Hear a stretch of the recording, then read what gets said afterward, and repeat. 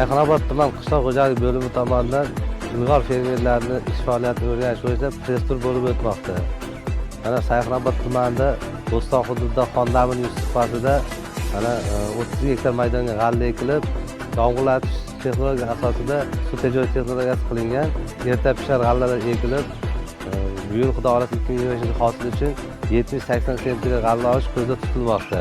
Prezidentimizning 465 sonli qaroriga asosan dala chetlarida boyagi mevali ko'chatlar ekish bo'yicha ishlar tashkil qilingan. Tumanimizda ilg'or fermerlardan biri bo'lgan Doniyor Diyorbek fermer xo'jaligini hozir fermasidamiz. Bu ferma asosan chorvachilik yo'nalishi bo'yicha faoliyat yuritadi.